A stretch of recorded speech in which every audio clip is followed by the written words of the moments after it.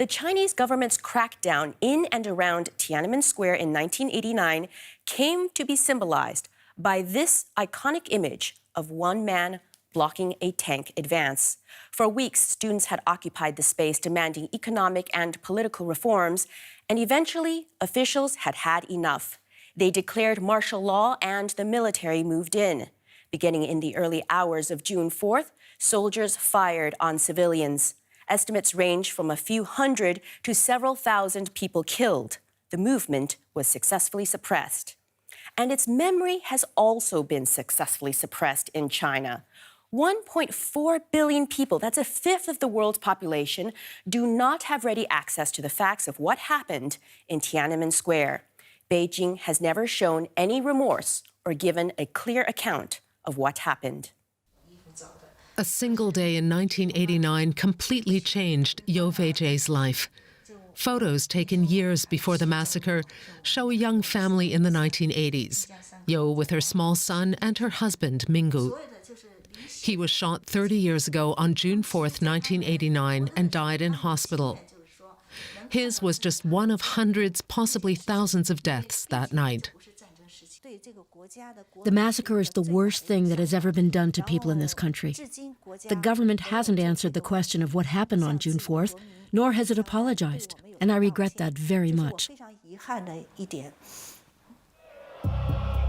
Not only has the government never apologized, it refuses to talk about it.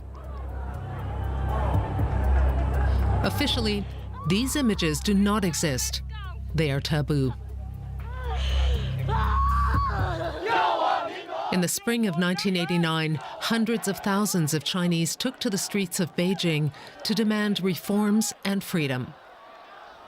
The uprising against the communist leadership was spearheaded by students. One of their leaders was Voa Keishi, who was 21 at the time. He now lives in what he calls exile in Taiwan. This is how he appeared on Chinese state media back then. Today, he is hardly known in China. If you look me up, look my name, you search into, let's say, Baidu, the Chinese version of Google, I don't exist. Chinese government have decided to wipe out this face of the history completely. Searches on Chinese websites bring up no links or references to Voa Keishi or 1989, only a dubious article with the title Tiananmen Massacre, a Myth. It's the same with school textbooks. 1989, the uprising, the deaths, all absent. The evening news on June 4th was mostly state propaganda, but one detail belied the truth. The anchors wore black to signify sorrow and sympathy about the deaths. After the broadcast, the female anchor Du Xian was barred from ever presenting the news again. The official forgetting had begun. Yo Weijie, whose husband died in 1989, is working against this forced amnesia. She wants to remember June 4th and regularly meets others who lost loved ones that day. But they say the state is bullying and watching them. If everyone in this country had access to information about what happened, they'd be furious. But the government has concealed it for 30 years. Just because young people today know very little about it doesn't mean it didn't happen. Indeed, it did happen, but the subject is off limits for the Chinese leadership. Forgetting and suppression instead of remembering, silence and no apology. But not everyone is playing along. Joining me now is Louisa Lim, author of The People's Republic of Amnesia, Tiananmen Revisited, a book about the power of propaganda. Louisa, give us a sense of just how thorough the erasure and propaganda has been. The erasure has been surprisingly effective in China, and particularly amongst young people, those people who were not yet born at the time in 1989.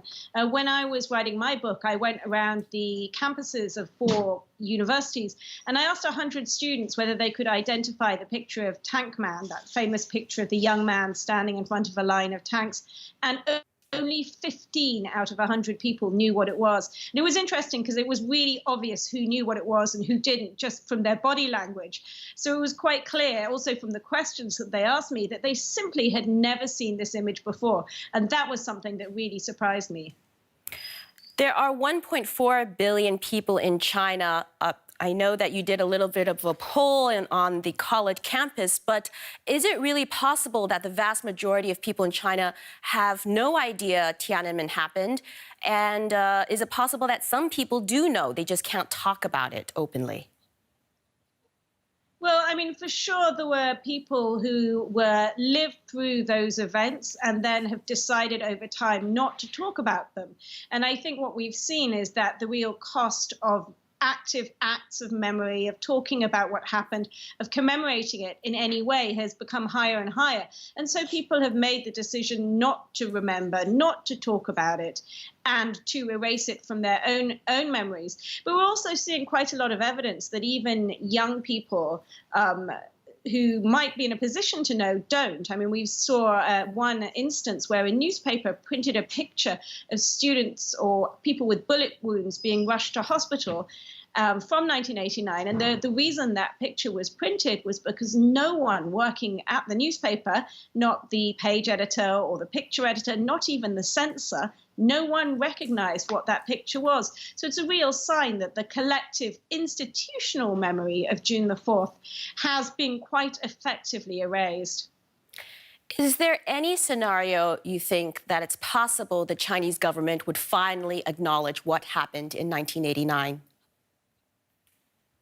I mean, they don't deny what happened. It's just that the government is not changing its line on it. And this year we've seen comments from a government official, from the defense minister, and also an editorial in a government newspaper in the Global Times, which really sort of doubles down on the government position and says what we did back then was right. In fact, the editorial says this move inoculated China against future turmoil and so allowed China to become rich and powerful. So that's the government line, and that shows absolutely no sign of changing anytime soon. Louisa Lim, thank you. Thank you.